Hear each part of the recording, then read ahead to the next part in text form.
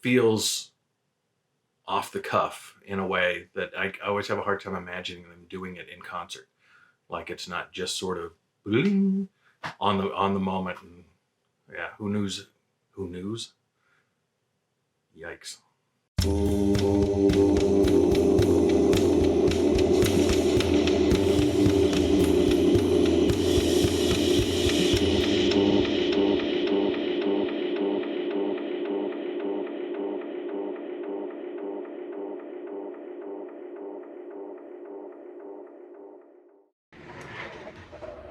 Hello VC, Plastic Eric here, Plastic Soundwave Cult, here for another amazing edition of Collection Connection.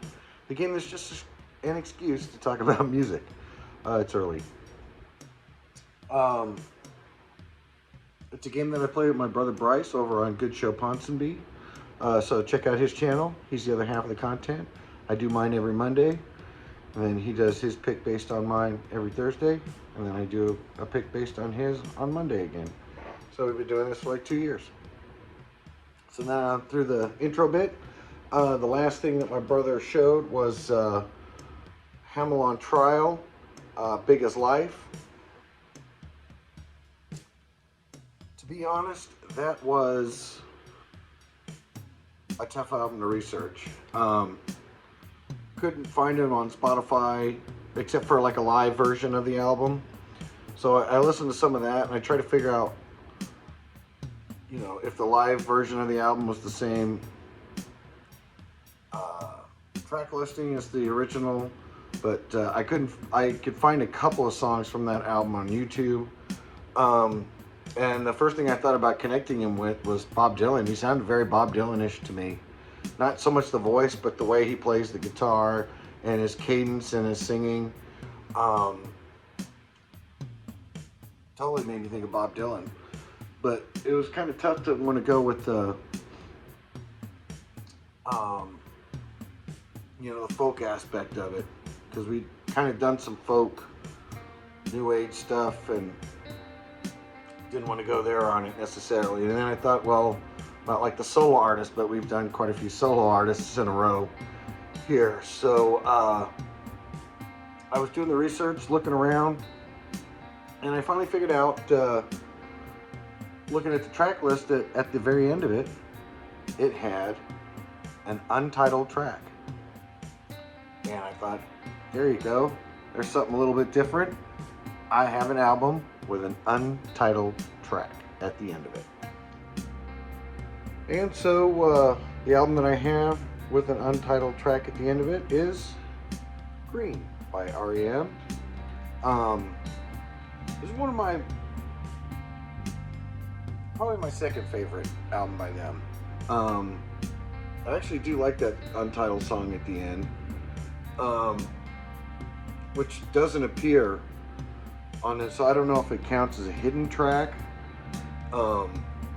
But that was a big thing at this time when they had CDs, was putting in hidden tracks, things like that. But it just came up as like song 11, I think, and it just says untitled.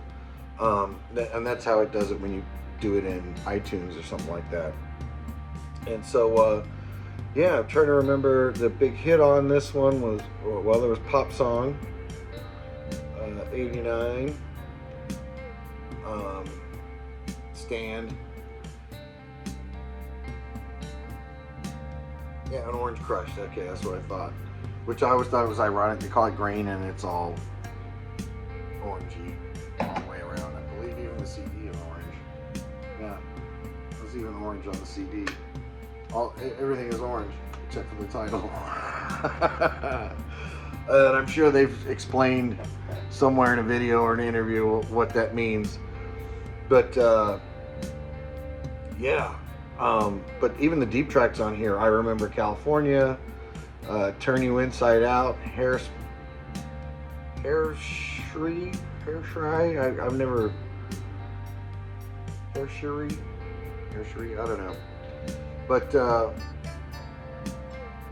that is, all the deep tracks on here are good too. So the hits are pretty good. And for me, this is one of their more solid albums. I mean, my favorite from them is that other album that I showed from REM that I can't think of the name of right now, which is great for a video when you're trying to reference shit. But yeah, I think this one came out just before the really big one. I mean, they were still kind of alternative when they did Document. That blew them up, and I think this blew them up a little bit more. And then the Out of Time one really blew them up.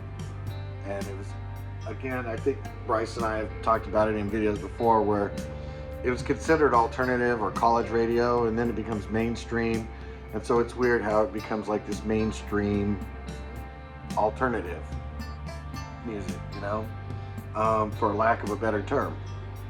And I would say like Depeche Mode, The Cure, bands like that came over from England that were nobody knew about for a while, that were known fairly well in England first, but then eventually became more popular in the States. And I think REM was our export from the States to England. And even though after a while when they weren't as popular here, they were still very popular in England. I think they were still putting out hits in England, and they just didn't chart here. But yeah, fantastic album. I think I'm hitting my mark here.